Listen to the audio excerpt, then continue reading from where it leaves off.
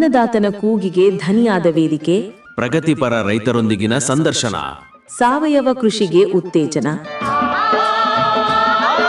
ಬಿತ್ತನೆ ಬೀಜ, ರಸಗೊಬ್ಬರ, ಮಿಶ್ರ ಬೆಳೆ, ವಾರ್ಷಿಕ ಬೆಳೆ, ನೀರಾವರಿ ಪದ್ಧತಿ, ಬೆಳೆ ರೋಗ ನಿಯಂತ್ರಣದ ಬಗ್ಗೆ ಮಾಹಿತಿ, ಕೃಷಿ, ರೇಷ್ಮೆ ಹಾಗೂ ತೋಟಗಾರಿಕೆ ಇಲಾಖೆಯಿಂದ ಸಿಗುವ ಸೇವಾ ಸೌಲಭ್ಯಗಳ ಕುರಿತ ಸರಣಿ ಕಾರ್ಯಕ್ರಮ.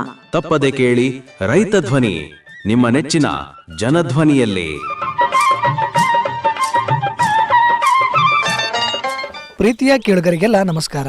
ನೀವು ಕೇಳ್ತಾ ಇದ್ದೀರಾ ಜನಧ್ವನಿ ರೇಡಿಯೋ. ಇದು 90.8 ಕಂಪನಾಂಕದಲ್ಲಿ ಸರಗೂರಿನಿಂದ ಪ್ರಸಾರವಾಗುತ್ತಿರುವ ಮೈಸೂರಿನ ಮೊಟ್ಟ ಮೊದಲ ಸಮುದಾಯ ರೇಡಿಯೋ. ನಾನು ನಿಮ್ಮ ರೇಡಿಯೋ ಗೆಳೆಯ ಶ್ರೀಕಾಂತ್ ಸರಗೂರು. ಎಂದಿನಂತೆ ತಮ್ಮೆಲ್ಲರಿಗೂ ರೈತ ಧ್ವನಿ ಕಾರ್ಯಕ್ರಮಕ್ಕೆ ಆತ್ಮೀಯವಾದ ಸ್ವಾಗತವನ್ನು ಕೋರುತ್ತಿದ್ದೇನೆ. ಪ್ರಿಯ ಕೇಳುಗರೆ, ಇಂದಿನ ರೈತ ಧ್ವನಿ ಕಾರ್ಯಕ್ರಮದಲ್ಲಿ ನಮ್ಮ ಜೊತೆ ಇದ್ದಾರೆ ಹುಣಸೂರು ತಾಲೂಕಿನ ಕುಡಿನೀರು ಮುದ್ದನಹಳ್ಳಿ ಗ್ರಾಮದ ಸಮಗ್ರ ಕೃಷಿಕರಾದಂತಹ ಶ್ರೀಯುತ ರವಿಯವರು. ಇವರು ಕಳೆದ 4-5 ವರ್ಷಗಳಿಂದ ಸ್ವತಃ ಕೃಷಿ ಚಟುವಟಿಕೆಗಳಲ್ಲಿ ಮಾಡ್ತಾ, ಅದರಲ್ಲಿ ಪ್ರಮುಖವಾಗಿ ವಾಣಿಜ್ಯ ಬೆಳೆಗಳಲ್ಲಿ ಅರಿಶಿಣ, ಬಾಳೆ, ತೆಂಗು, ಅಡಿಕೆ, ಕಾಫಿ ಮತ್ತು ರೇಷ್ಮೆ ಬೆಳೆಯನ್ನು ಬೆಳೀತಾ ಇದ್ದಾರೆ. ಹಾಗೆ ನಮ್ಮ ವಿವೇಕ ಗ್ರಾಮೀಣ ಜೀವನಾಧಾರ ಕೇಂದ್ರದಲ್ಲಿ ಹೈನುಗಾರಿಕೆ, ಮೀನು ಸಾಕಾಣಿಕೆ, ಕೋಳಿ ಸಾಕಾಣಿಕೆ ತರಬೇತಿಯನ್ನು ಪಡೆದು ಪ್ರಸ್ತುತ ತಮ್ಮ ಕೃಷಿ ಚಟುವಟಿಕೆಗಳಲ್ಲಿ ಅದನ್ನು ಕೂಡ ಮಾಡ್ತಾ ಇದ್ದಾರೆ. ಹೀಗೆ ವಿವಿಧ ರೀತಿಯ ಮಿಶ್ರ ಬೆಳೆಗಳು ಹಾಗೂ ವಿವಿಧ ರೀತಿಯ ಸಾಕಾಣಿಕೆಯ ಜೊತೆಗೆ ತಮ್ಮ ಸಮಗ್ರ ಕೃಷಿ ಜೀವನವನ್ನು ನಡೆಸ್ತಾ ಅದರಲ್ಲಿ ತಮ್ಮ ಒಂದು ಜೀವನವನ್ನು ನಡೆಸ್ತಾ ಇದ್ದಾರೆ. ಹಾಗಾದರೆ ಬನ್ನಿ ಅವರನ್ನ ಕಾರ್ಯಕ್ರಮಕ್ಕೆ ಸ್ವಾಗತಿಸಿ ಎಲ್ಲ ಸಮಗ್ರ ಕೃಷಿಯ ಅನುಭವ ಕುರಿತು ಮತ್ತಷ್ಟು ಮಾಹಿತಿಯನ್ನು ತಿಳಿದು ಬರೋಣ.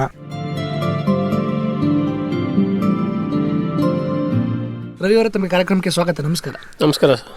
ಮೊದಲಿಗೆ ತಮ್ಮ ಒಂದು ಪರಿಚಯವನ್ನು ನಮ್ಮ ಕೇಳುಗರಿಗೆ ಮಾಡಿಕೊಡಿ. ಸರ್, ಕುಡಿನೀರು ಮುದ್ದನಹಳ್ಳಿ ಗ್ರಾಮದಿಂದ ನಾವು ಒಂದು 4 ವರ್ಷದಿಂದ ಸಮಗ್ರ ಕೃಷಿ ಮಾಡ್ತಾಯಿದ್ದೀವಿ. ಅರಿಶಿಣ, ಬಾಳೆ ಮತ್ತು ತೆಂಗು, ಅಡಿಕೆ ಜೊತೆಯಲ್ಲಿ ರೇಷ್ಮೆ, ಅದಲ್ಲದೆ ಹೈನುಗಾರಿಕೆ ಮತ್ತು ಕೋಳಿ ಸಾಕಾಣಿಕೆ ಮತ್ತು ಮೀನು, ಇದನ್ನು ಮಾಡ್ಕೊಂಡು ಹೋಗ್ತಾ ಇದ್ದೀನಿ ಸರ್. ತಾವು ಒಟ್ಟು ಎಷ್ಟು ಭೂಪ್ರದೇಶನ ಬಂದಿದ್ದೀರಾ ಸರ್? ಸರ್, ನಮ್ಮಲ್ಲಿ ಇಲ್ಲಿ ಒಂದು 3 ಎಕರೆ ಭೂಮಿ ಇದೆ. 3 ಎಕರೆಲಿ ಇಷ್ಟೆಲ್ಲ ಮಾಡ್ತಾ ಇದ್ದೀನಿ ಸರ್. ತಾವು ಕೃಷಿ ಜೀವನವನ್ನು ಆರಂಭ ಮಾಡಿದಂಥ ಸಂದರ್ಭದಲ್ಲಿ ಆರಂಭದ ಕೃಷಿ ಚಟುವಟಿಕೆಗಳು ಹೇಗಿತ್ತು? ಏನೇನೆಲ್ಲ ಬೆಳೀತಾ ಇದ್ರಿ? ಹಿಂದೆ ಎಲ್ಲನೂ ಮಾಡ್ತಾಯಿದ್ವಿ. ಭತ್ತ, ಶುಂಠಿ, ಅರಿಶಿಣ ಎಲ್ಲನೂ ಮಾಡ್ತಾಯಿದ್ವಿ. ಅದನ್ನೆಲ್ಲ ಯಾವುದನ್ನು ಮಾಡಿದ್ರೆ ಹೊರ್ತು ಅನ್ನೋದು ತಿಳಿದು ಇವಾಗ ಇಷ್ಟನ್ನು ಮಾಡ್ತಾಯಿದ್ದೀನಿ ಸರ್. ಈಗ ಇರುವಂಥ 3 ಎಕರೆ ಭೂಪ್ರದೇಶವನ್ನು ಯಾವ ರೀತಿ ತಾವು ವರ್ಗೀಕರಣ ಮಾಡ್ಕೊಂಡು ಬೇರೆ ಬೇರೆ ಜಾಗದಲ್ಲಿ ಯಾವ ಥರ ಬೆಳೆಗಳನ್ನ ಬೆಳೀತಾ ಇದ್ದೀರಾ? ಈಗ ಅರಿಶಿಣ, ಬಾಳೆ ಮತ್ತು ತೆಂಗು, ಅಡಿಕೆ ತೋಟದ ಮಧ್ಯದಲ್ಲಿ ಮಾಡ್ತಾಯಿದ್ದೀನಿ. ಮೊದಲು ರೇಷ್ಮೆ ಇತ್ತು, ಇವಾಗ ಆ ಜಾಗ ಸೂಕ್ತ ಆಗಲಿಲ್ಲ ರೇಷ್ಮೆಗೆ, ಹಂಗಾಗಿ ಅರಿಶಿಣ, ಬಾಳೆಗೆ ಅವಲಂಬಿತವಾಗಿದೆ. ಅಂದರೆ ಪ್ರಮುಖವಾಗಿ ವಾಣಿಜ್ಯ ಬೆಳೆಗಳು ಮತ್ತು ತೋಟಗಾರಿಕೆ ಮಾಡ್ತಾ ಇದ್ದೀನಿ. ತೋಟಗಾರಿಕೆ ಬೆಳೆ ಮಧ್ಯದಲ್ಲಿ ಈ ವಾಣಿಜ್ಯ ಬೆಳೆಯನ್ನು ಬೆಳೀತಾ ಇದ್ದೀನಿ. ಈಗ ಒಂದು 700 ಗಿಡ ಕಾಫಿನೂ ಹಾಕಿದ್ದೀನಿ. ಈಗ ಒಂದು 1 ಇಯರ್ ಆಗೈತೆ. ತಾವು ಆರಂಭದಲ್ಲಿ ಮಾಡ್ತಿದ್ದಂಥ ಕೃಷಿ ಚಟುವಟಿಕೆಗಳಿಗೂ ಪ್ರಸ್ತುತ ತಾವು ಅನುಸರಿಸಿರುವಂಥ ಕೃಷಿ ಪದ್ಧತಿಗೂ ಎಷ್ಟೆಲ್ಲ ಬದಲಾವಣೆ, ಎಷ್ಟೆಲ್ಲ ಬೆಳವಣಿಗೆಗಳು ಹೊಂದಿದೆ? ಬದಲಾವಣೆ ತುಂಬ ಇದೆ. ಲೋಡ್ ಗಟ್ಟಲೆ ಗೌರ್ಮೆಂಟ್ ಗೊಬ್ಬರ ತರ್ತಾ ಇದ್ವಿ. ಈಗ ಹೈನುಗಾರಿಕೆ ಮಾಡಿದ್ಮೇಲೆ, ಕೋಳಿ ಸಾಕಾಣಿಕೆ ಮಾಡಿದ್ಮೇಲೆ ಆ ಗೊಬ್ಬರನ ಹಾಕೊಂಡು ನಾವು ಭೂಮಿನ ಸುಸ್ಥೀಕರಣ ಮಾಡಿಕೊಂಡು ಗೌರ್ಮೆಂಟ್ ಗೊಬ್ಬರನ ಕಡಿಮೆ ಮಾಡಿ ಈಗ ಆದಷ್ಟು ಆರ್ಗಾನಿಕ್ ಆಗಿ ಮಾಡ್ತಾ ಇರೋದಕ್ಕೆ ಆದಾಯದಾಯಕದಲ್ಲಿ ಇದ್ದೀವಿ. ಇಷ್ಟೆಲ್ಲ ವಿವಿಧ ರೀತಿಯ ಬೆಳೆಗಳನ್ನು ಬೆಳೀತಾ ಇದ್ದೀರಾ, ಈ ಸಾಕಾಣಿಕೆಗಳನ್ನು ಮಾಡ್ತಾ ಇದ್ದೀರಾ, ಖರ್ಚು ವೆಚ್ಚಗಳ ನಿರ್ವಹಣೆ ಆಗಿರ್ಬೋದು, ಇದೆಲ್ಲ ಹೇಗೆ ನಿರ್ವಹಿಸ್ತಾ ಇದ್ದೀರಾ? ಖರ್ಚು ವೆಚ್ಚಕ್ಕೆ ಹೈನುಗಾರಿಕೆ ಇದೆ, ಮತ್ತು ಒಳಗಡೆ ಬಾಳೆ, ತೆಂಗು ಇರೋದ್ರಿಂದ, ಅಡಿಕೆ ಇರೋದ್ರಿಂದ ಖರ್ಚು ವೆಚ್ಚಕ್ಕೆ ಏನು ತೊಂದರೆ ಆಗಲ್ಲ. ಎಲ್ಲ ಒಂದಕ್ಕೊಂದು ಲಿಂಕ್ ಇದೆ. ಹಂಗಾಗಿ ಯಾವುದೇ ಒಂದಕ್ಕೂ ತೊಂದರೆ ಇಲ್ದಂಗೆ ಮಾಡ್ಕೋಬೋದು ಸರ್. ಸಮಗ್ರ ಕೃಷಿ ಮಾಡೋ ಉದ್ದೇಶನೇ ಅದು. ಒಂದು ಬೆಳೆ ನೆಮ್ಕೊಂಡು ವರ್ಷ ಕಾಯೋ ಬದಲು ಹಂತವಾಗಿ ಈಗ 3 ತಿಂಗಳಿಗೊಂದ್ಸಲ ತೆಂಗು ಬರುತ್ತೆ, ಎಳ್ನೀರು ಕುಸಿದ್ರೆ, ಇಲ್ಲ ಕಾಯಿ ಕೀಳ್ಸಿದ್ರೆ 6 ತಿಂಗಳು ವರ್ಷಕ್ಕೆ ಮಾರ್ಬೋದು. ಇನ್ನು ಅಡಿಕೆ ಅಂತೂ 2 ಫಸಲು. ಇನ್ನು ಅದ್ರ ಜೊತೆಲಿ ಅರಿಶಿಣ, ಬಾಳೆ ಅದು ಒಂದು ಅಮೌಂಟ್ ಬರುತ್ತೆ. 3 ತಿಂಗಳಿಗೊಂದ್ಸಲ ಕೋಳಿ ಸಾಕಾಣಿಕೆ ಇದು ಬರುತ್ತೆ. ಬ್ರಾಯ್ಲರ್ ಕೋಳಿ ಸಾಕಿರೋದ್ರಿಂದ, ಮತ್ತು ನಾಟಿ ಕೋಳಿನೂ ಜೊತೆಲಿ ಒಂದು ಸ್ವಲ್ಪ ಇಟ್ಕೊಂಡಿದ್ವಿ. ಅದಲ್ಲದೆ ಹೈನುಗಾರಿಕೆ ಇರೋದ್ರಿಂದ ಎಲ್ಲನೂ ಮಾಡ್ಕೊಯ್ತಾ ಇರೋದ್ರಿಂದ ಏನು ಆದಾಯಕ್ಕೆ ಏನು ತೊಂದರೆ ಇಲ್ಲ. ಕಡಿಮೆ ಭೂಪ್ರದೇಶ ಇರಲಿ, ಹೆಚ್ಚಿನ ಭೂಪ್ರದೇಶ ಇರಲಿ, ಒಂದೇ ಬೆಳೆಯನ್ನು ನೆಚ್ಕೋಬಾರ್ದು. ಮೇನು ಅದೇನೆ, ಎಲ್ಲ ರೈತರು ಮಾಡಬೇಕಾಗಿರೋದು ಅದೇನೆ. ಒಂದೇ ಬೆಳೆ ನೆಚ್ಕೊಳ್ಳದೆ ಮಾಡಿದ್ರೆ ಸಮಗ್ರ ಕೃಷಿನ ಅದೇ ಮಾಡ್ಬೋದು ಸರ್. ಎಷ್ಟಿಲ್ಲ ಸಮಗ್ರ ಕೃಷಿಗೆ ನೀರಾವರಿ ವ್ಯವಸ್ಥೆ ಹೇಗಿದೆ ಸರ್ ನಿಮ್ಮಲ್ಲಿ? ನೀರಾವರಿ ವ್ಯವಸ್ಥೆ ಮಾಡ್ಕೊಂಡಿದ್ದೀವಿ. ಮೊದಲು ಇತ್ತಿಲ್ಲ, ಈಗ ಮಾಡ್ಕೊಂಡ್ಮೇಲೆ ಇನ್ನೂ ಇಷ್ಟಿದ್ರು ಮಾಡ್ಬೋದು. ಇಷ್ಟಲ್ಲದೆ ವಿಸ್ತೀರ್ಣದಲ್ಲಿ ಇನ್ನೂ ಸುಮಾರು ಬೆಳೆಗಳನ್ನ ಹಾಕಿ ಮಾಡ್ಬೋದು ಅಂತ ನಮ್ಮಲ್ಲಿದೆ, ಮಾಡ್ತೀವಿ. ಸರ್ ತಾವು ತೆಂಗು ಬೆಳೀತಾ ಇದ್ದೀರಾ, ಅಡಿಕೆ ಬೆಳೀತಾ ಇದ್ದೀರಾ, ಪ್ರಸ್ತುತ ಈಗ ಕಾಫಿನೂ ಕೂಡ ಹಾಕಿದ್ದೀರಾ. ಆ ಕಾಫಿ ನಮ್ಮ ಈ ಭಾಗದ ವಾತಾವರಣಕ್ಕೆ ಯಾವ ರೀತಿ ತಾವು ಹೊಂದಾಣಿಕೆ ಮಾಡಿ ಕಾಫಿಯನ್ನು ಬೆಳೀತಾ ಇದ್ದೀರಾ? ಸರ್ ಅಕ್ಕಪಕ್ಕದ ಭೂಮಿಲಿ ಒಂದು ಅರ್ಧ ಕಿಲೋಮೀಟ್ರ್ ವ್ಯತ್ಯಾಸದಲ್ಲಿ ಚಂದ್ರಗಿರಿ ಅಂದ್ಬಿಟ್ಟು ಹಾಕೋರೆ ಭಾಳ ಚೆನ್ನಾಗಿ ಬಂದೈತೆ. ಅದನ್ನು ನೋಡಿ ನಾನು ತಂದು ಹಾಕಿದ್ದೀನಿ. ಅವ್ರಿಗಿಂತನೂ ಗಿಡ ಡೆವಲಪ್ಮೆಂಟ್ ಚೆನ್ನಾಗೈತೆ, ಯಾಕೆಂದರೆ ಭೂಮಿ ಸುಸ್ಥಿರವಾಗಿರೋದ್ರಿಂದ ಬೆಳೆ ಚೆನ್ನಾಗಿ ಬರ್ತಾ ಇದೆ. ಮಾಡ್ಬೋದು ಸರ್, ಕಾಫಿನೂ ಮಾಡ್ಬೋದು, ಜೊತೆಲಿ ಏಲಕ್ಕಿನೂ ಬೆಳಿಬೋದು. ನೆಕ್ಸ್ಟು ಮಾಡೋಣ ಅಂತ ಇದ್ದೀನಿ ಸರ್. ಈಗ ತಾವು ರೇಷ್ಮೆ ತರಬೇತಿಯನ್ನು ಪಡ್ಕೊಂಡು ರೇಷ್ಮೆನೂ ಮಾಡ್ತಾ ಇದ್ರಿ. ಹೌದು. ಆ ರೇಷ್ಮೆ ವ್ಯವಸಾಯ ಹೇಗಿತ್ತು? ರೇಷ್ಮೆ ವ್ಯವಸಾಯ ಡ್ರೈ ಲ್ಯಾಂಡ್ ಆದರೆ ಒಳ್ಳೆ ಬದುಕು ಕಟ್ಕೋಬೋದು ರೇಷ್ಮೆಲಿ. ಆ ಥರ ಆದಾಯನೂ ಮಾಡ್ಬೋದು, ಆ ಥರ ಬೆಳೆನೂ ಚೆನ್ನಾಗಿ ಬರುತ್ತೆ. ನಮ್ಮಲ್ಲಿ ಒಂದು ಸ್ವಲ್ಪ ಕೋಲ್ಡ್ ಏರಿಯಾ ಮತ್ತು ಗದ್ದೆ ಆಗಿರೋದ್ರಿಂದ ಒಂದು 3 ವರ್ಷ ಚೆನ್ನಾಗಿ ಬಂತು. ಆಮೇಲೆ ಬೂಸ್ಟ್ ರೋಗ ಬಂದು ಆದಾಯ ಕಡಿಮೆ ಆಯಿತು. ಕಡಿಮೆ ಆದಮೇಲೆ ನಾನು ಪರಿಶೀಲನೆ ಮಾಡಿ ಅದಕ್ಕೆ ಆದಂಥ ಇಲಾಖೆಯವ್ರನ್ನ ಸಂಬಂಧಪಟ್ಟವ್ರನ್ನ ತಿಳಿದಾಗ, ಇಲ್ಲ ಇದು ನಳ್ಳಿಗೆ ತೋಟದ ನಳ್ಳಲ್ಲಿ ಬರೋಲ್ಲ ಅಂತಂದರು. ಆವಾಗ ಅದನ್ನು ಕಡಿಮೆ ಮಾಡಿ ಹೈನುಗಾರಿಕೆನ ಸ್ಟಾರ್ಟ್ ಮಾಡ್ತಾರೆ. ಈಗ ಸರ್ ತಾವು ನಮ್ಮ ವಿವೇಕ ಗ್ರಾಮೀಣ ಜೀವನಾಧಾರ ಕೇಂದ್ರ ಕೆಂಚನಹಳ್ಳಿಯಲ್ಲಿ ವಿವಿಧ ರೀತಿಯ ಕೃಷಿ ಚಟುವಟಿಕೆಗಳ ಕುರಿತಂತೆ ತರಬೇತಿಯನ್ನು ಪಡ್ಕೊಂಡ್ರಿ. ಹೌದು. ಪ್ರಮುಖವಾಗಿ ಆರಂಭದಲ್ಲಿ ರೇಷ್ಮೆ ಪಡ್ಕೊಂಡಿದ್ರಿ, ತದನಂತರ ಹೈನುಗಾರಿಕೆ, ಮೀನುಗಾರಿಕೆ ಈ ತರಬೇತಿ ಎಲ್ಲ ಪಡ್ಕೊಂಡ್ರಿ. ಯಾವಾಗ ಈ ತರಬೇತಿ ಪಡ್ಕೊಂಡ್ರಿ? ನಿಮಗೆ ತರಬೇತಿ ಬಗ್ಗೆ ತಿಳಿಸೋಂಥವ್ರು ಯಾರು? ಆ ತರಬೇತಿ ಅನುಭವ ಹೇಗಿತ್ತು? ನಮಗೆ ಸ್ಟಾರ್ಟಿಂಗು ವಿವೇಕಾನಂದ ಯೂತ್ ಮೂವ್ಮೆಂಟ್ ಕಡೆಯಿಂದ ಚಂದ್ರೇಶ್ ಅಂದ್ಬಿಟ್ಟು ಬಂದು ರೇಷ್ಮೆ ಇಲಾಖೆಯವ್ರನ್ನ ಕಾಂಟ್ಯಾಕ್ಟ್ ಮಾಡಿ ಅವರು ನಮಗೆ ತಿಳಿಸಿ, ರೇಷ್ಮೆ ಇಲಾಖೆಯವರು ಹಿಂಗೆ ರವಿಯವರು ರೇಷ್ಮೆ ಬೆಳೀತಾ ಇದ್ದಾರೆ, ಅವ್ರನ್ನ ಟ್ರೈನಿಂಗ್ ಕಳಿಸ್ಕೊಡ್ತೀವಿ ಅಂತ ಹೇಳಿ ಚಂದ್ರೇಶ್ ಅವ್ರು ಬಂದು ನಮ್ಮನ್ನು ಟ್ರೈನಿಂಗಿಗೆ ವ್ಯವಸ್ಥೆ ಮಾಡಿ ಟ್ರೈನಿಂಗ್ ಕೊಡಿಸಿದ್ರು. ಅಲ್ಲಿಂದ ಡೆವಲಪ್ಮೆಂಟ್ ಮಾಡಿಕೊಂಡು ಒಂದು 3 ವರ್ಷ ಚೆನ್ನಾಗೂ ಮಾಡಿದ್ವಿ. ಅದಾದಮೇಲೆ ನೆಕ್ಸ್ಟು ಒಂದು 6 ತಿಂಗಳಿಗೆ ಹೈನುಗಾರಿಕೆದು ತಗೊಂಡ್ವಿ ವಿವೇಕಾನಂದ ಯೂತ್ ಮೂವ್ಮೆಂಟ್ ವತಿಯಿಂದ. ಅದಾದ ಒಂದು 6-7 ತಿಂಗಳಿಗೆ ಮೀನುಗಾರಿಕೆದು ತಗೊಂಡ್ವಿ. ಅಲ್ಲಿಂದ ಮೀನು ಮರಿನೂ ಸುಧಾ ಕೊಡಿಸ್ಕೊಟ್ರು, ಚೆನ್ನಾಗಿ ಬೆಳೀತಾ ಇದ್ವಿ. ಮತ್ತು ಕೋಳಿ ತರಬೇತಿನೂ ತಗೊಂಡ್ವಿ, ಅದು ಚೆನ್ನಾಗಿ ಮಾಡ್ತಾಯಿದ್ವಿ. ಎಲ್ಲ ಹಂತವಾಗಿ ಈಗ ಒಂದು 3ರಿಂದ 4 ಟ್ರೈನಿಂಗ್ ತಗೊಂಡು ವಿವೇಕಾನಂದ ಯೂತ್ ಮೂವ್ಮೆಂಟ್ ಕಡೆಯಿಂದ. ಆದಷ್ಟು ಹೇಳ್ಬೇಕು ಅಂದರೆ ಟ್ರೈನಿಂಗ್ ಬಂದಮೇಲೆ ಇಷ್ಟೆಲ್ಲ ಮಾಡೋಕ್ಕಾಗಿರೋದು. ಅದಕ್ಕೂ ಮೊದಲು ಏನಂತ ಡೆವಲಪ್ಮೆಂಟ್ ಇತ್ತಿರಲಿಲ್ಲ. ಅದಕ್ಕೆ ಆದಂಥ ವ್ಯವಸ್ಥಾಪಕರು ಚೆನ್ನಾಗಿ ಮಾಡಿಕೊಟ್ಟವ್ರೆ ಸರ್, ಅಲ್ಲಲ್ಲೇ ಹಂತವಾಗಿ. ಈಗ ಯಾವುದೇ ಒಂದು ಕೃಷಿ ಚಟುವಟಿಕೆಗಳಲ್ಲಿ ನಾವು ಉಪಕೃಷಿಯಾಗಿ ಮಾಡ್ತೇವೆ ಅಂದರೆ ಅದಕ್ಕೆ ತಕ್ಕಂತೆ ಸಂಪೂರ್ಣ ತರಬೇತಿ ಅಥವಾ ಜ್ಞಾನವನ್ನು ಹೊಂದೋದು ಭಾಳ ಅವಶ್ಯ. ಹೌದು. ಏನೂ ತಿಳಿದೇ ಮಾಡೋದು ಅಂದರೆ ಭಾಳಷ್ಟು ನಷ್ಟವನ್ನು ಅನುಭವಿಸ್ಬೇಕಾಗುತ್ತೆ. ಆ ನಿಟ್ಟಿನಲ್ಲಿ ನೀವು ಈ ಥರ ತರಬೇತಿಯನ್ನು ಪಡ್ಕೊಂಡು ಈಗ ಅಲ್ಲಿಂದ ಬಂದ ನಂತರ ಆರಂಭದ ದಿನಗಳಿಂದ ಯಾವ್ಯಾವ ರೀತಿಯ ಒಂದೊಂದಾಗಿ ಹಂತವಾಗಿ ತಮ್ಮ ಕೃಷಿನಲ್ಲಿ ಇದನ್ನು ಅಳವಡಿಸ್ಕೊಳ್ತಾ ಹೋದ್ರಿ? ಸರ್, ಏನೇ ಅನುಭವ ಇದ್ರೂ ಟ್ರೈನಿಂಗ್ ಮುಖ್ಯ. ಆದರೆ ಅದ್ರ ತಕ್ಕನಾಗಿ ಇದ್ದರೆ ಪ್ರತಿಯೊಂದೂ ಟ್ರೈನಿಂಗ್ ಮಾಡ್ಕೊಬಂದು ನಮ್ಮಲ್ಲಿ ಛಲ ಇರಬೇಕು, ಮಾಡ್ತೀನಿ ಅನ್ನೋ ತಾಳ್ಮೆ ಇರಬೇಕು, ಆವಾಗ ಮಾಡ್ಬೋದು ಸರ್. ಇದು ಟ್ರೈನಿಂಗ್ ಬೇಕೇ ಬೇಕು. ಎಷ್ಟೇ ನಮ್ಗೆ ಅನುಭವ ಇದ್ರೂ ಟ್ರೈನಿಂಗ್ ಮುಂದೆ ಯಾವುದೂ ಇಲ್ಲ ಸರ್. ಮೊದಲು ಯಾವ ತರಬೇತಿಯನ್ನು ಪಡ್ಕೊಂಡ್ರಿ? ತರಬೇತಿಯನ್ನು ಪಡ್ಕೊಂಡು ಬಂದ ನಂತರ ಮೊದಲು ಶುರು ಮಾಡಿದಂಥದ್ದು ಯಾವುದು? ಮೊದಲು ಶುರು ಮಾಡಿದ್ದು ಹೈನುಗಾರಿಕೆ ಸರ್. ನೆಕ್ಸ್ಟು ಮೀನು ಸಾಕಾಣಿಕೆ, ಆಮೇಲೆ ಕೋಳಿ ಸಾಕಾಣಿಕೆ, ಹಂತವಾಗಿ ಮಾಡ್ಕೊಬರ್ತಾ ಇದ್ದೀವಿ. ಹಾಗಿದ್ರೆ ಮೊದಲನೇದಾಗಿ ಹೈನುಗಾರಿಕೆ ತರಬೇತಿಯನ್ನು ಪಡ್ಕೊಂಡ ನಂತರ ಮೊದಲು ಹೈನುಗಾರಿಕೆನ ಯಾವ ರೀತಿ ಶುರು ಮಾಡಿದ್ರಿ? ಪ್ರಸ್ತುತ ಎಷ್ಟು ಹಸುಗಳಿದೆ? ಅಲ್ಲಿನ ಹಾಲು ಉತ್ಪಾದನೆ ಆಗಿರ್ಬೋದು ಅಥವಾ ಹಾಲಿನ ಏನಾದರೂ ಮೌಲ್ಯವರ್ಧನೆ ಮಾಡೋದಾಗಿರ್ಬೋದು, ಇದರ ನಿರ್ವಹಣೆ ಎಲ್ಲ ಹೇಗೆ ನಡೀತಾ ಇದೆ? ಅದರ ಆದಾಯದ ಸ್ಥಿತಿಗತಿ ಹೇಗಿದೆ? ಸರ್, ಮೊದಲು 1 ಹಸು ಇತ್ತು ಮನೇಲಿ. 1 ಹಸುವಲ್ಲಿ ಒಂದು ಟೈಮ್ಗೆ ಒಂದು 3ರಿಂದ 4 ಲೀಟ್ರ್ ಕೊಡ್ತಾಯಿತ್ತು ಅಷ್ಟೇ. ಯಾವಾಗ ವಿವೇಕಾನಂದ ಯೂತ್ ಮೂವ್ಮೆಂಟಲ್ಲಿ ನಾವು ಟ್ರೈನಿಂಗ್ ತಗೊಬಂದು ಸ್ಟಾರ್ಟ್ ಮಾಡಿದ್ವಿ, ಈಗ ಒಂದೊಂದು ಅಂತ ಒಂದು 6 ಹಸುನೂ ಮಾಡಿದ್ವಿ. ಈಗ ಒಂದು ಟೈಮ್ಗೆ ಒಂದು 25ರಿಂದ 30 ಲೀಟ್ರ್ ಹಾಲು ಹಾಕ್ತಾಯಿದ್ವಿ. ಅದರಲ್ಲೂ ಮಧ್ಯದಲ್ಲಿ ಗಬ್ಬಾಗಿರೋವು ಇದೆ, ಕರುವಾಕಿರೋವು ಇದೆ. ಹಂಗಾಗಿ ಒಂದು ಈಕ್ವಲ್ ಆಗಿ ಹೋಗ್ತಾ ಇದೆ. ಒಟ್ಟಿನಲ್ಲಿ ಮೊದಲು 1 ಹಸಿನಲ್ಲಿ 3 ಲೀಟ್ರು ಹಾಕಿ 3ರಿಂದ 4 ಸಾವಿರ ತಗೋತಾ ಇದ್ವಿ ಪೇಮೆಂಟು 15ಗೆ. ಈಗ ಒಂದು 35ರಿಂದ 40 ಸಾವಿರ ತಗೋತಾ ಇದ್ವಿ. ಹೈನುಗಾರಿಕೆಯಲ್ಲಿ ಏನು ತಪ್ಪಾಗಲ್ಲ, ಮಾಡಬೇಕು, ಶ್ರಮ ವಹಿಸ್ಬೇಕು. ಒಟ್ಟಿನಲ್ಲಿ ಬರೀ ನೇರವಾಗಿ ಹಾಲನ್ನೇ ಹಾಕ್ತಾ ಇದ್ರೆ ಅಥವಾ ಹಾಲಿಂದ ಏನಾದರೂ ಮೌಲ್ಯವರ್ಧನೆ ಮಾಡ್ತಾ ಇದ್ರೆ? ನೆಕ್ಸ್ಟ್ ಮಾಡೋಣ ಅಂತ ಇದೀವಿ ಸರ್. ಮೌಲ್ಯವರ್ಧನೆ ಮಾಡಲೇಬೇಕು, ಆವಾಗಲೇ ನಮ್ಮ ಇದಕ್ಕೆ ಬೆಲೆ ಸಿಗೋದು. ಈಗ ಬರೀ ಹಾಲು ಹಾಕ್ತಾ ಇದೀವಿ, ನೆಕ್ಸ್ಟು ಅದರದ್ದು ಒಂದು ತರಬೇತಿ ತಗೊಂಡು ಮೌಲ್ಯವರ್ಧನೆ ಮಾಡಬೇಕು ಅಂತ ತೀರ್ಮಾನಿಸಿದ್ವಿ ಸರ್. ಯಾವ ತಳಿ ಹಸುಗಳನ್ನು ಸಾಕ್ತಾ ಇದ್ದೀರಾ ಸರ್? ನಮ್ಮಲ್ಲಿ ಜೆರ್ಸಿ ಇದೆ, ಆಲ್ ಬ್ಲಾಕ್ ಇದೆ, HF ಇದೆ, ಎಮ್ಮೆ ಇದೆ. ಹಂಗಾಗಿ ಒಂದು 6ರಿಂದ 8 ಹಸು ಇದೆ. ಈಗ ಹಸು ಇನ್ನೊಂದು 2-3 ಕರ ಹಾಕಿದ್ರೆ ಒಂದು ಟೈಮ್ಗೆ ಒಂದು 50 ಲೀಟ್ರ್ ರೀಚ್ ಆಗ್ತೀವಿ ಸರ್. ತದನಂತರ ಸರ್ ಮೀನು ಸಾಕಾಣಿಕೆಯನ್ನು ಕೂಡ ತಾವು ತರಬೇತಿ ಪಡ್ಕೊಂಡ್ರಿ. ಈಗ ಪ್ರಸ್ತುತ ಮೀನು ಸಾಕಾಣಿಕೆ ಆಗಿರ್ಬೋದು, ಎಷ್ಟು ಮರಿಗಳನ್ನು ಮೇಯಿಸ್ತಾ ಇದ್ದೀರಾ, ಅದ್ರ ಕುರಿತು ಮಾಹಿತಿಯನ್ನು ಹಂಚ್ಕೊಳ್ಳಿ ಸರ್. ಮೀನು ತರಬೇತಿ ತಗೊಬಂದು ಒಂದು 150 × 75 ಪಾಂಡ್ ಇದೆ. ಅದಕ್ಕೆ ಒಂದು 4 ಸಾವಿರ ಮರಿ ಬಿಟ್ಟಿದ್ದೀವಿ. ಇನ್ನೇನು 1 ಇಯರ್ ಆಯಿತು. ಈಗ ಡೆವಲಪ್ಮೆಂಟ್ ಆಗಿದೆ. ಅವರೇಜ್ 1 kg ಬರೋ ಮೂಮೆಂಟ್ ಇದೆ. ಬಂದಿದೆ. ಈಗ ಹಾರ್ವೆಸ್ಟ್ ಮಾಡಬೇಕು, ಅದಕ್ಕೊಂದು ಡೇಟ್ ತಗೊಂಡು ಮಾಡ್ಬೇಕು ಸರ್. ಹಬ್ಬ ಹುಣ್ಣಿಮೆ ನೋಡಿ ಮಾರ್ಕೆಟಿಂಗ್ ಮಾಡೋಣ ಅಂತ ಇದ್ದೀವಿ. ಅದು ಚೆನ್ನಾಗಿದೆ ಬೆಳೆ. ಮೊದಲನೇದಾಗಿ ಸರ್, ಈ ಮೀನು ಸಾಕಾಣಿಕೆ ಅನ್ನುವಂಥದ್ದು ಯಾವ ಥರ ಒಂದು ನಿರ್ವಹಣೆ ಹೊಂದಿರುತ್ತೆ? ಮೀನು ಮರಿ ತಂದಾಗ್ಲಿಂದ ಹಿಡಿದು ಅದು ಮೀನು ದೊಡ್ಡದಾಗಿ ತಮಗೆ ಕೈ ಸಿಗೋ ತನಕ ಅದ್ರದ್ದು ಫಸಲು ಏನೆಲ್ಲ ನಿರ್ವಹಣೆ ಇರುತ್ತೆ ಹಂತವಾಗಿ ಅದನ್ನು ವಿವರಿಸಿ. ಹಂತವಾಗಿ ವಿವರಿಸ್ಬೇಕು ಅಂದರೆ ಮೀನು ಮರಿ ಸಾಕಾಣಿಕೆದು ಎಲ್ಲದಕ್ಕಿಂತ ಸುಲಭದಾಯಕದ್ದು. ಆದರೆ ಸೆಕ್ಯೂರಿಟಿ ಮುಖ್ಯ.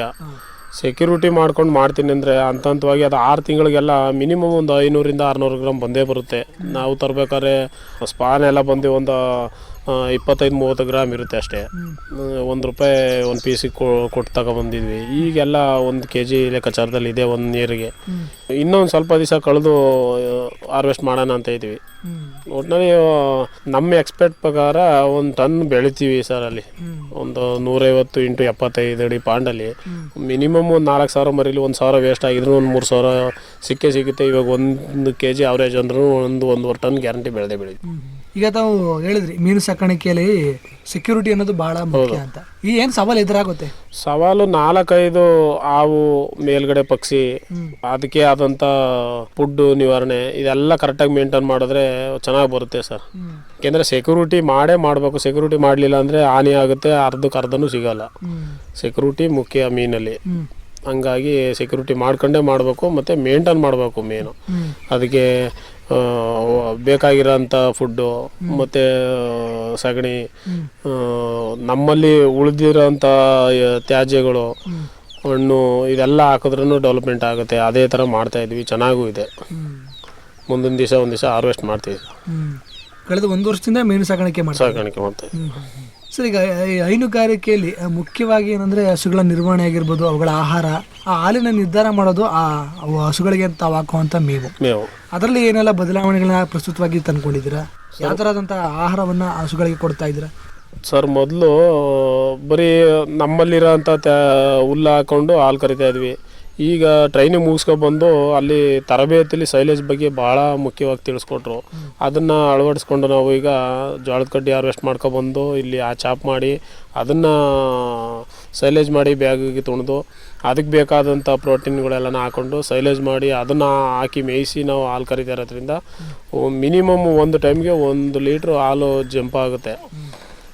ಈಗ ಎಲ್ಲ ಹಸುಗಳು ಹಾಲು ಜಾಸ್ತಿ ಕೊಡ್ತವೆ. ಯಾಕೆಂದರೆ ಹಾರ್ವೆಸ್ಟ್ ಮಾಡ್ಕೊಂಬಂದಿರೋಂಥದ್ದು ಯೋಗ್ಯವಾದದ್ದು ಜೋಳ, ಅದನ್ನು ಸೈಲೇಜ್ ಮಾಡ್ಕೊಂಡಿರೋದು ಇನ್ನೂ ಉತ್ತಮವಾದದ್ದು. ಡೈರೆಕ್ಟ್ ತಂದು ಬರೀ ಫಾರಮ್ ಕಡ್ಡಿ ನೆಲ್ಲುಲ್ಲು ಹಾಕೋ ಮೇಯಿಸ್ತಾ ಇದ್ವಿ. ಈಗ ಹಸಿ ಮೇವು ಸಿಕ್ಕಿರೋದ್ರಿಂದ ಅದನ್ನು ಸೈಲೇಜ್ ಮಾಡಿ ಯಾವ್ಯಾವ ಟೈಪ್ ಮಾಡಬೇಕು ಮಾಡ್ತಾ ಇರೋದ್ರಿಂದ ಒಳ್ಳೆ ಪೌಷ್ಟಿಕಾಂಶ ಸಿಗ್ತಾ ಇರೋದ್ರಿಂದ ಹೈನುಗಾರಿಕೆಯಲ್ಲಿ ಸಕ್ಸಸ್ ಕಾಣ್ತಾ ಇದ್ವಿ.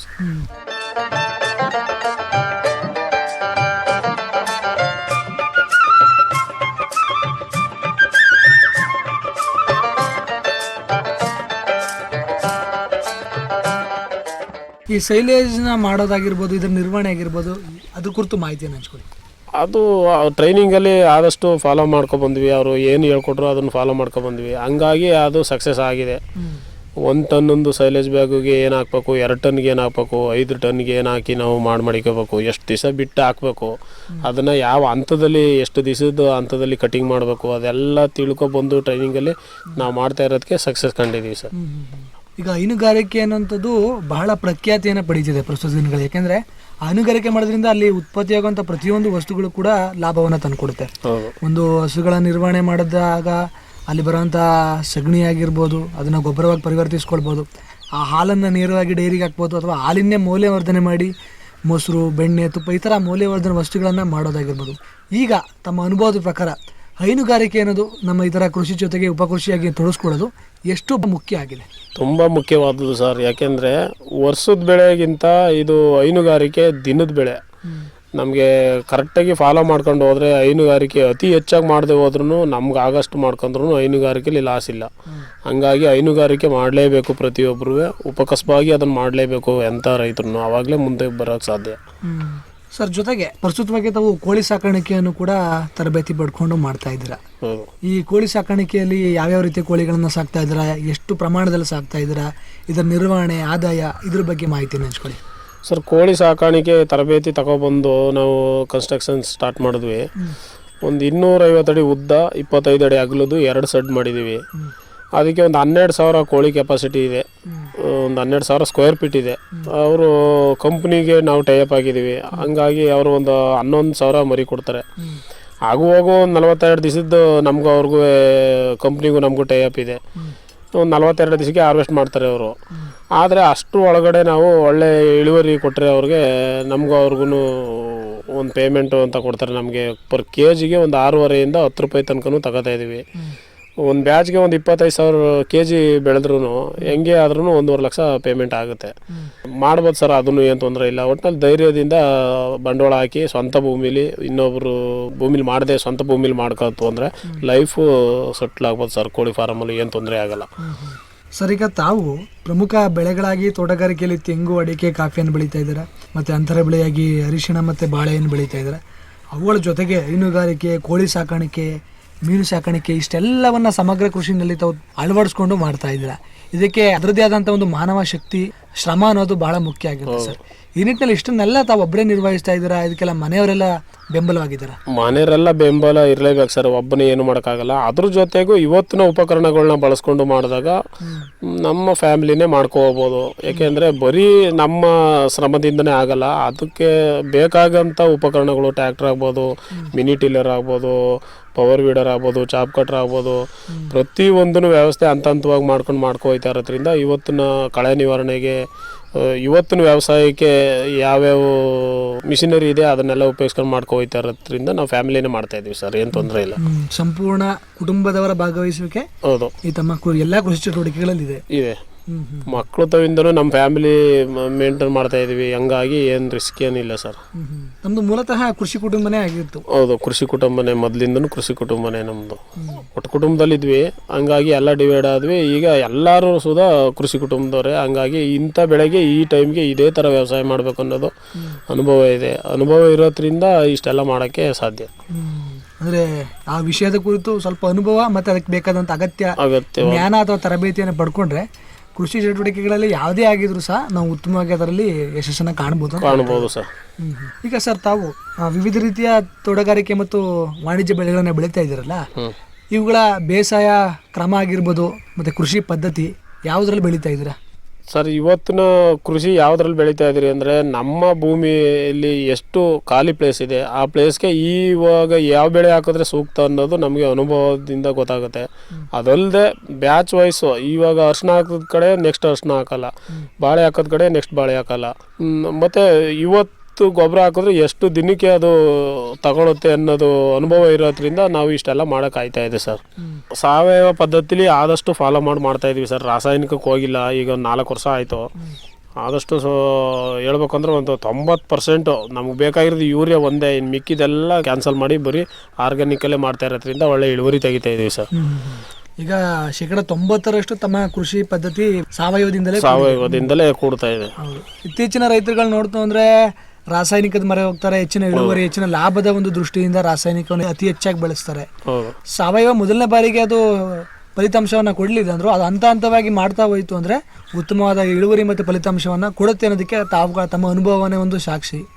ಈ ನಿಟ್ಟಿನಲ್ಲಿ ಈ ಸಾವಯವ ಕೃಷಿನ ಹೆಚ್ಚಿನದಾಗಿ ಒತ್ತು ಕೊಟ್ಟು ಮಾಡೋದಾಗಿರ್ಬೋದು, ರಾಸಾಯನಿಕವನ್ನ ಕಡಿಮೆ ಬಳಸೋದಾಗಿರ್ಬೋದು, ಇದ್ರ ಕುರಿತು ತಮ್ಮ ಅಭಿಪ್ರಾಯವೇನು ಸರ್? ರಾಸಾಯನಿಕ ಪೂರ್ಣ ಪ್ರಮಾಣವಾಗ್ಲಿ ಹೊರತುಪಡಿಸಿ ಆದಷ್ಟು ನಾವು ಇದಕ್ಕೆ ಬಂದರೆ 1 ವರ್ಷದಲ್ಲಿ ಡೆವಲಪ್ಮೆಂಟ್ ಮಾಡ್ಕೋಬೋದು ಸರ್. ಈಗ 3 ಎಕರೆಗೆ ಒಂದೇ ಸಲ ನಾವು ರಾಸಾಯನಿಕಕ್ಕೆ ತಂದು ಹಾಕಿ ಮಾಡ್ತೀವಲ್ಲ, ಅದನ್ನು ಬಿಟ್ಟು 1 ಎಕರೆನ ಹಂತವಾಗಿ ನಾವು ಮಾಡ್ಕೊತು ಅಂದರೆ ಭಾಳ ನಿವಾರಣೆ ಆಗ್ಬೋದು ಸರ್. ತಾವು ಹೇಗೆ ಶುರು ಮಾಡ್ಕೊಂಡ್ರಿ ಹಂತವಾಗಿ ಸಾವಯವ? ಅದೇ ಇರೋ ಭೂಮಿನ 1 ಎಕರೆಗೆ 1 ವರ್ಷ, ಇವಾಗ ನಮ್ಮ ಹೈನುಗಾರಿಕೆಯಲ್ಲಿ ಒಂದು 40 ಲೋಡ್ ಗೊಬ್ಬರ ಇದೆ, ಅದನ್ನು 1 ವರ್ಷ 1 ಎಕರೆಗೆ ಮಾಡ್ಕೊಂಡ್ರೆ ನೆಕ್ಸ್ಟು ಇನ್ನೊಂದು ವರ್ಷ ಮಾಡ್ಕೊಂಡ್ರೆ ಅದೇ ರಾಸಾಯನಿಕ ಬಿಟ್ಟು ಸಾವಯವಕ್ಕೆ ಕನ್ವರ್ಟ್ ಆಗೋಗುತ್ತೆ ಸರ್. ಕೆಲವರು ಏನು ಮಾಡ್ತಾರೆ, ಒಂದೇ ಸಲ ರಾಸಾಯನಿಕ ಬಿಟ್ಟು ಇದಕ್ಕೆ ಹೋಗ್ತಾರೆ, ಆವಾಗ ಅದು ಎಡವು ಆಗುತ್ತೆ. ಆ ಥರ ಮಾಡಬಾರ್ದು. ಯಾವುದೇ ಕೃಷಿಕರು ಹಂತವಾಗಿ ರಾಸಾಯನಿಕ ಬಿಟ್ಟು ಸಾವಯವಕ್ಕೆ ಬರಬೇಕು ಅಂದರೆ ಒಂದು ಸ್ವಲ್ಪ ಪ್ರಮಾಣ ಜಾಸ್ತಿಲಿ ಮಾಡ್ತು ಅಂದರೆ ಭೂಮಿ ಸುಧಾರಿಸ್ಕೊಂಡು ಒಳ್ಳೆ ಬೆಳೆ ಇಳುವರಿ ಕೊಡುತ್ತೆ. ಅದು ನಮ್ಮ ಅನುಭವದಲ್ಲಿದೆ. ಹಂಗಾಗಿ ಬೆಳೆಯೋಕ್ಕೆ ಸಾಧ್ಯ ಆಯ್ತಾ ಇದೆ ಸರ್. ಈಗ ತಮ್ಮಲ್ಲೇ ಈಗ ಹೈನುಗಾರಿಕೆ ಮಾಡ್ತಾ ಇದ್ದೀರಾ, ಮತ್ತು ಕೋಳಿ ಸಾಕಾಣಿಕೆ ಎಲ್ಲ ಮಾಡ್ತಾ ಇದ್ದೀರಾ. ಇದರಿಂದ ಉತ್ಪತ್ತಿ ಆಗುವಂಥ ಏನು ತ್ಯಾಜ್ಯ ಇರುತ್ತೆ ಅದನ್ನೇ ಗೊಬ್ಬರವಾಗಿ ಪರಿವರ್ತಿಸಿ ತಾವು ತಮ್ಮ ಬೆಳೆಗಳನ್ನು ಹಾಕ್ತಾ ಇದ್ದೀರಾ. ಇವಾಗ ನೋಡಿ ಸರ್, ಹೋದ ವರ್ಷ 1.5 ಎಕರೆ ಅಷ್ಟನ್ನ ಒಂದು ಕಾಳು ಗೌರ್ಮೆಂಟ್ ಗೊಬ್ಬರ ಹಾಕಿಲ್ಲ, ರಾಸಾಯನಿಕಕ್ಕೆ ಹೋಗಲೇ ಇಲ್ಲ, ಪೂರಾ ಸಾವಯವದಲ್ಲೇ ಮಾಡಿದ್ದು, ಒಳ್ಳೆ ಇಳುವರಿ ಬಂತು. ಈ ಸತಿನೂ ಸುಧಾ ರಾಸಾಯನಿಕನೇ ಹಾಕಿಲ್ಲ, ಬರೀ 1 ಲೋಡು ಕೋಳಿ ಗೊಬ್ಬರ ಹಾಕಿ ಬೆಳೆ ಬೆಳೆದಿದ್ದೀನಿ, ಒಳ್ಳೆ ಇಳುವರಿ ಐತೆ ಈ ಸಲಿನೂ ಸುಧಾ. ಹಂಗಾಗಿ ಬೇಕಾಗಿರೋದು ಯೂರಿಯಾ ಒಂದೇ, ಇನ್ನು ಮಿಕ್ಕಿದೆಲ್ಲ ಭೂಮಿಗೆ ನಮಗೆ ಬೇಕಾದದ್ದು ಇದರಲ್ಲೇ ಇದೆ, ಅದನ್ನು ಅಳವಡಿಸ್ಕೊಂಡು ಮಾಡ್ಕೋಬೇಕಷ್ಟೇ. ಹಂತವಾಗಿ ಮಾಡಬೇಕು, ಆವಾಗಲೇ ಅದು ಸಾಧ್ಯ. ಸರ್, ಈಗ ತಾವು ಕಾರ್ಯಕ್ರಮದ ಆರಂಭದಲ್ಲಿ ಹೇಳಿದ್ರಿ, ಕೇವಲ ಒಂದು ಕೃಷಿ ಮಾಡ್ತೀವಿ, ವ್ಯವಸಾಯ ಮಾಡ್ತೀವಿ ಅಂದರೆ ಒಂದೇ ಬೆಳೆಯನ್ನು ನಾವು ನೆಚ್ಚಿ ವ್ಯವಸಾಯನ ಮಾಡಬಾರ್ದು. ಇರೋಂಥ ಕಡಿಮೆ ಭೂಪ್ರದೇಶದಲ್ಲೇ ಮಿಶ್ರ ಬೆಳೆಗಳನ್ನು ಬೆಳೆಯೋ ಮುಖಾಂತರ ಸಮಗ್ರ ಕೃಷಿಯನ್ನು ಮಾಡಿದಾಗಲೇ ಆ ಒಂದು ರೈತನಿಗೆ ಒಂದು ಉತ್ತಮವಾದ ಒಂದು ಕೃಷಿ ಜೀವನವನ್ನು ನಡೆಸಲಿಕ್ಕೆ ಸಾಧ್ಯ ಆಗುತ್ತೆ ಅಂತ ಹೇಳಿದ್ರಿ ಸರ್. ಪ್ರಸ್ತುತ ದಿನಗಳಲ್ಲಿ ನಾವು ಗಮನಿಸ್ತು ಅಂದರೆ ಕೆಲವೊಂದು ರೈತರಾಗಿರ್ಬೋದು ಅಥವಾ ಕೃಷಿನಲ್ಲಿ ಆಸಕ್ತಿ ಇರುವಂಥ ಮನಸ್ಥಿತಿ ಏನಂದರೆ, ನನ್ನ ಹತ್ರ ಇರೋದೇ ಕಡಿಮೆ ಭೂಪ್ರದೇಶ, ನನ್ನ ಹತ್ರ ಕಡಿಮೆ ಬಂಡವಾಳ, ಅದರಲ್ಲಿ ನಾನೇನು ಕೃಷಿ ಮಾಡ್ಲಿಕ್ಕೆ ಸಾಧ್ಯ ಆಗುತ್ತೆ, ರಾಸಾಯನಿಕ ಬಳಸ್ಬಿಟ್ಟು ಒಂದು ಬೆಳೆ ಹಾಕ್ಬಿಟ್ಟು ಹೆಚ್ಚಿನದಾಗಿ ಇಳುವರಿ ತಗೊಂಡು ಲಾಭ ಮಾಡಿಬಿಡೋಣ ಅನ್ನೋದೊಂದು ಮನಸ್ಥಿತಿ ಸರ್. ಆ ನಿಟ್ಟಿನಲ್ಲಿ ತಮ್ಮ ಒಂದು ಅನುಭವದ ಪ್ರಕಾರ ಕಡಿಮೆ ಭೂಪ್ರದೇಶದಲ್ಲಿ ಕಡಿಮೆ ಒಂದು ಬಂಡವಾಳದಲ್ಲಿ ಈ ಥರ ಮಿಶ್ರ ಬೆಳೆಯನ್ನು ಬೆಳೆಯೋ ಮುಖಾಂತರ ಯಾವ ರೀತಿ ಎಲ್ಲ ಕೃಷಿನಲ್ಲಿ ಯಶಸ್ಸನ್ನು ಕಾಣ್ಬೋದು ಸರ್? ಸರ್, ಕೃಷಿಲಿ ತುಂಬ ಇದೆ. ಹೇಗೆ ಅಂದರೆ, ಇವಾಗ 1 ಎಕರೆಗೆ 40 ತೆಂಗಿನ ಗಿಡ ಕೂರುತ್ತೆ. ಆ 40ರಲ್ಲಿ ಬರೀ ಬಾರ್ಡ್ರಿಗೆ ಹಾಕಂದ್ರೆ 20 ತೆಂಗಿನ ಗಿಡ ಕೂರುತ್ತೆ. 20 ತೆಂಗಿನ ಗಿಡ ಕೂರಿಸಿದಾಗ ಮಧ್ಯ ವಿಸ್ತೀರ್ಣ ಇರುತ್ತೆ, 4-5 ಬೆಳೆಯಷ್ಟು ಅಲ್ಲಿ ಜಾಗ ಆಗುತ್ತೆ. ಬಾರ್ಡ್ರಲ್ಲಿ ಬರೀ ತೆಂಗು ಅಡಿಕೆ ಹಾಕೊಂಡು ನಾವು ಡೆವಲಪ್ಮೆಂಟ್ ಮಾಡ್ಕೋಬೋಯ್ತು ಅಂದರೆ ಇತ್ತಗೆ ಕೃಷಿನೂ ಆಯಿತು, ಇತ್ತಾಗ ತೋಟಗಾರಿಕೆ ಬೆಳೆನೂ ಆಯಿತು. 3 ಅದ್ರೊಳಗಡೆನೆ ಅಳವಡಿಸ್ಕೊ ಹೋಗ್ಬೋದು. ಕೆಲವ್ರು ಏನು ಮಾಡ್ತಾರೆ, ಹಾಕಿದ್ರೆ ಪೂರ ತೆಂಗಿನೇ ಹಾಕ್ಬಿಡ್ತಾರೆ, ಇಲ್ಲ ಪೂರ ಅಡಿಕೆನೇ ಹಾಕ್ಬಿಡ್ತಾರೆ, ಇಲ್ಲ ಪೂರ ಬರೀ ಪಾಳು ಭೂಮಿಗೆ ಬೆಳೆ ಹಾಕ್ತಾರೆ. ಆ ಥರ ಮಾಡೋಕೆ ಹೋದ್ರೆ ಏನು ಪ್ರಯೋಜನ ಆಗಲ್ಲ. ಇವಾಗ ನೋಡಿ, ಟೋಟಲ್ ಒಂದು 60 ತೆಂಗಿನ ಗಿಡ ಇದೆ. ಇವತ್ತಿನ ಲೆಕ್ಕಾಚಾರದಲ್ಲಿ 1,000 ಎಳ್ನೀರು ಸಿಗುತ್ತೆ. ಬರೀ ಒಂದು 3 ತಿಂಗಳು ಒಂದು ಹಾರ್ವೆಸ್ಟ್ ಮಾಡ್ಕೊಂಡ್ರು ಇವತ್ತಿನ ರೇಟಲ್ಲಿ ಎಲ್ಲ ಕೃಷಿಗೂ ದುಡ್ಡಾಗುತ್ತೆ. ಜೊತೆಲಿ ಅಡಿಕೆ ಇವಾಗ ಇರೋ 400 ಗಿಡನೇ 1 ಲಕ್ಷಕ್ಕೆ ಕೊಟ್ಟಿದ್ದೀವಿ, ಅದು ಚೇಣಿಗೆ. ಅದೇ ನಾವೇ ಮಾಡ್ತಂದ್ರೆ ಇನ್ನೂ ಜಾಸ್ತಿ ಆಗುತ್ತೆ. ಆ ಥರ ಹಂತವಾಗಿ ನಮಗೆ ರೂಟು ಯಾವ ಟೈಪ್ ಬೇಕೋ ಆ ಟೈಪಲ್ಲಿ ಮಾಡ್ಕೊಂಡ್ರೆ ಮಾತ್ರ ಕೃಷಿಲಿ ಸಾಧ್ಯ ಸರ್. ಸುಮ್ಮನೆ ಬರೀ ಅದನ್ನೇ ಹಾಕ್ಬಿಟ್ರೆ ಪ್ರಯೋಜನ ಬರೋಲ್ಲ. ಕೆಲವರು ವಿಸ್ತೀರ್ಣ ಕೊಡಲ್ಲ, 10ಕ್ಕೆ ನೆಡ್ತಾರೆ, ಅದು ಇಳುವರಿ ಬರೋಲ್ಲ, ಬರೀ ಬೆಳೆ ಕಾಣುತ್ತೆ. ಈ ಇಳುವರಿ ಬರಬೇಕು ಅಂದರೆ ಆದಷ್ಟು ವಿಸ್ತೀರ್ಣ ಕೊಟ್ಟು ಎಲ್ಲ ಬೆಳೆನೂ ಮಾಡಬೇಕು, ಆವಾಗಲೇ ಇಳುವರಿ ತೆಗಿಯೋಕ್ಕಾಗಲ್ಲ ಸರ್. ಅಂದರೆ ಇರುವಂಥ ಕಡಿಮೆ ಪ್ರದೇಶದಲ್ಲೇ ಅರಣ್ಯ ಕೃಷಿಯನ್ನು ಮಾಡ್ಕೊಳ್ಳೋ ಜೊತೆಗೆ ಅಂತರ ಬೆಳೆಗಳನ್ನು ಬೆಳೆದ್ರೆ ಒಂದಿಲ್ಲ ಅಂದ್ರೆ ಒಂದರಲ್ಲಿ ಲಾಭ ಕಾಣ್ಬೋದು. ಇಳುವರಿನೂ ಬರುತ್ತೆ, ಮತ್ತು ರೋಗನೂ ಕಡಿಮೆ ಬರುತ್ತೆ. ವಿಸ್ತೀರ್ಣ ಕೊಟ್ಟಷ್ಟು ರೋಗನೂ ಕಡಿಮೆ ಬರುತ್ತೆ, ಇಳುವರಿನೂ ಬರುತ್ತೆ. ಮತ್ತು ನಮ್ಗೆ ಏನೇ ಬೆಳೆ ಮಾಡೋಕ್ಕೂ ಅಲ್ಲಿ ಇದಾಗಿರುತ್ತೆ. ಕೆಲವ್ರು ಏನು ಮಾಡ್ತಾರೆ, ಇರೋದು 1 ಎಕರೆ ಭೂಮಿ ಒಂದೇ ಸಲ ಅಡಿಕೆ ನೆಟ್ಬಿಡೋದು, ಅದು 6-6ಕ್ಕೆ ನೆಟ್ಬಿಡೋದು, ಇಲ್ಲ 4-4ಕ್ಕೆ ನೆಟ್ಬಿಡೋದು. ಹಂಗಾಗಿ ಅದು ಇಳುವರಿನೂ ಬರೋಲ್ಲ, ಇತ್ತಾಗಿ ವ್ಯವಸಾಯನೂ ಮಾಡೋಕ್ಕಾಗಲ್ಲ, ಇತ್ತಾಗಿ ಎಕ್ವಿಪ್ಮೆಂಟ್ಗಳು ಅದ್ರೊಳಗಡೆ ಕೆಲಸ ಮಾಡೋಕ್ಕಾಗಲ್ಲ. ಅದ್ರ ಬದಲು ಒಂದು 8-8ಕ್ಕೆ ಅಡಿಕೆ ನೆಟ್ಟು, ಒಂದು 80-80ಕ್ಕೆ ತೆಂಗು ನೆಟ್ಟು ದೂರಕ್ಕೆ ಒಳ್ಳೆ ಇಳುವರಿ ಬರುತ್ತೆ. 100 ಬೆಳೆಯದ 20 ಬೆಳೆದ್ರೆ ಪ್ರತಿಯೊಂದು ಬೆಳೆನೂ ಅದ್ರೊಳಗಡೆ ಮಾಡ್ಬೋದು. 1 ಎಕರೆಲಿ ಇಷ್ಟೆಲ್ಲ ಮಾಡ್ಬೋದು. ನಾವು ಇರೋ 3 ಎಕರೆಲಿ ಇಷ್ಟೆಲ್ಲ ಮಾಡ್ತಾಯಿದ್ದೀವಿ ಅಂದರೆ ಇನ್ನೂ ಜಾಗ ಇದೆ, ಮಾಡ್ಬೋದು. ಹಂತವಾಗಿ ಅದನ್ನು ತಾಳ್ಮೇಲೆ ಮಾಡ್ಕೋವಾಗ ಇದು ಇರಬೇಕು ರೈತರಿಗೆ. ಜೊತೆಗೆ ಸರ್, ಯಾವುದೇ ಒಂದು ಕೃಷಿನಲ್ಲಿ ಉಪಕೃಷಿ ಚಟುವಟಿಕೆ ಮಾಡ್ತೀವಿ ಅಂದರೆ ಅದಕ್ಕೆ ಅಗತ್ಯ ಆದಂಥ ತರಬೇತಿಯನ್ನು ಪಡ್ಕೊಂಡು ಮಾಡೋದು ಭಾಳ ಸೂಕ್ತ. ಯಾಕೆಂದರೆ ತಮ್ಮ ಒಂದು ಅನುಭವದ ಪ್ರಕಾರ ತಾವು ಅದನ್ನು ನಿರೂಪಿಸಿದ್ದೀರ. ಆ ನಿಟ್ಟಿನಲ್ಲಿ ನಮ್ಮ ವಿವೇಕ ಗ್ರಾಮೀಣ ಜೀವನಾಧಾರ ಕೇಂದ್ರ ಕೆಂಚಿನಹಳ್ಳಿ ಈ ಥರ ಕೃಷಿಗೆ ಸಂಬಂಧಪಟ್ಟಂಥ ವಿವಿಧ ರೀತಿಯ ತರಬೇತಿಗಳು ಸಿಗ್ತಾ ಇದೆ. ಇದನ್ನು ಸದುಪಯೋಗ ಪಡಿಸ್ಕೊಳ್ಳೋ ನಿಟ್ಟಿನಲ್ಲಿ ಸಮುದಾಯದ ಸಾರ್ವಜನಿಕರು, ರೈತರು ಯಾವ ಥರ ಇದನ್ನು ಸದುಪಯೋಗ ಪಡಿಸ್ಕೊಂಡು ಅವರ ಒಂದು ಕೃಷಿ ಚಟುವಟಿಕೆ ಒಂದು ಅಭಿವೃದ್ಧಿಯನ್ನು ಕಾಣುತ್ತೆ ಸರ್? ಇದು ಹೇಳ್ಬೇಕಂದ್ರೆ ವಿವೇಕಾನಂದ ಯೂತ್ ಮೂವ್ಮೆಂಟು ಸಂಸ್ಥೆ ವತಿಯವರಿಗೆ ತುಂಬ ಧನ್ಯವಾದಗಳು. ಪ್ರತಿಯೊಂದು ಕೊಡ್ತಾ ಇರೋಂಥ ಟ್ರೈನಿಂಗಲ್ಲಿ ಹೇಳ್ಕೊಡೋದ್ರಿಂದ ಭಾಳ ಮುಂದುವರ್ದಿ ಮಾಡೋ ಅಂಥದ್ದು.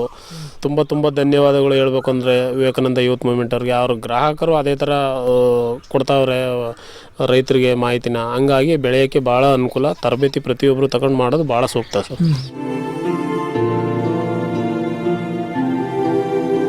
ಭಾಳ ಸಂತೋಷ ಸರ್. ಇಷ್ಟೊತ್ತು ನಮ್ಮ ರೈತ ಧ್ವನಿ ಕಾರ್ಯಕ್ರಮದಲ್ಲಿ ತಾವು ಭಾಗವಹಿಸಿ ತಾವೇನು ಕಳೆದ 4-5 ವರ್ಷಗಳಿಂದ ಇರುವಂಥ 3 ಎಕರೆ ಭೂಪ್ರದೇಶದಲ್ಲಿ ಒಂದು ಮಿಶ್ರ ಬೆಳೆಗಳನ್ನು ಬೆಳೆಯೋ ಜೊತೆಗೆ ಸಮಗ್ರ ಕೃಷಿಯ ಒಂದು ಆಲೋಚನೆಯಂತೆ ವಿವಿಧ ರೀತಿಯ ಬೆಳೆಗಳ ನಡುವೆ ಹೈನುಗಾರಿಕೆ, ಕೋಳಿ ಸಾಕಾಣಿಕೆ, ಮೀನು ಸಾಕಾಣಿಕೆ ತರಬೇತಿಗಳನ್ನು ನಮ್ಮ ವಿವೇಕ ಗ್ರಾಮೀಣ ಜೀವನಾಧಾರ ಕೇಂದ್ರದಲ್ಲಿ ಪಡ್ಕೊಂಡು ತಾವು ಒಂದು ಸಮಗ್ರ ಕೃಷಿಯನ್ನು ಮಾಡ್ತಿರೋದು ಕುರಿತು, ಇದರಲ್ಲಿ ತಮ್ಮ ಒಂದು ಸಹಭಾಗಿತ್ವ, ಕುಟುಂಬದ ಸಹಕಾರ, ಇದರಲ್ಲಿ ತಾವು ಕಾಣ್ತಿರೋ ಒಂದು ಯಶಸ್ಸಿನ ಅನುಭವವನ್ನು ನಮ್ಮ ಕಾರ್ಯಕ್ರಮದಲ್ಲಿ ತಾವು ಭಾಗವಹಿಸಿ ನಮ್ಮ ಕೇಳುಗ ರೈತರೊಂದಿಗೆ ಒಂದಷ್ಟು ಮಾಹಿತಿಯನ್ನು ಹಾಗೂ ಒಂದು ಅರಿವನ್ನು ಮೂಡಿಸಿದ್ದಕ್ಕೆ ತಮಗೆ ತುಂಬ ಹೃದಯದ ಧನ್ಯವಾದಗಳನ್ನ ತಿಳಿಸೋದಕ್ಕೆ ಇಷ್ಟಪಡ್ತೀನಿ ಸರ್. ಧನ್ಯವಾದಗಳು ಸರ್. ಪ್ರಿಯ ಕೇಳುಗರೆ, ಇದುವರೆಗೂ ನೀವು ಕೇಳ್ತಾ ಇದ್ರಿ ನಮ್ಮ ರೈತ ಧ್ವನಿ ಕಾರ್ಯಕ್ರಮದಲ್ಲಿ ಹುಣಸೂರು ತಾಲೂಕಿನ ಕುಡಿನೀರು ಮುದ್ದನಹಳ್ಳಿ ಗ್ರಾಮದ ಸಮಗ್ರ ಕೃಷಿಕರು ಹಾಗೂ ಪ್ರಗತಿಪರ ಕೃಷಿಕರಾದಂಥ ಶ್ರೀಯುತ ರವಿರವರ ಜೊತೆಗಿನ ಸಂದರ್ಶನ ಕಾರ್ಯಕ್ರಮ. ಇದಾಗಿತ್ತು ಇವತ್ತಿನ ನಮ್ಮ ರೈತ ಧ್ವನಿ ಕಾರ್ಯಕ್ರಮ. ಮತ್ತೆ ಮತ್ತೊಂದು ರೈತ ಧ್ವನಿ ಕಾರ್ಯಕ್ರಮದಲ್ಲಿ ಮತ್ತೊಬ್ಬ ಸಮಗ್ರ ಕೃಷಿಕರ ಅನುಭವದೊಂದಿಗೆ ತಮ್ಮನ್ನು ಮತ್ತೆ ಭೇಟಿಯಾಗ್ತೀನಿ. ಅಲ್ಲಿಯವರೆಗೂ ಕೇಳ್ತಾ ಇರಿ ಜನಧ್ವನಿ. ಇದು ನಿಮ್ಮ ನೆಚ್ಚಿನ ಹಾಗೂ ಮೈಸೂರಿನ ಮೊಟ್ಟ ಮೊದಲ ಸಮುದಾಯ ರೇಡಿಯೋ ಕೇಂದ್ರ 90.8 ಕಂಪನಾಂಕದಲ್ಲಿ ಸರಗೂರಿನಿಂದ ಪ್ರಸಾರವಾಗುತ್ತಿದೆ. ನಮಸ್ಕಾರ.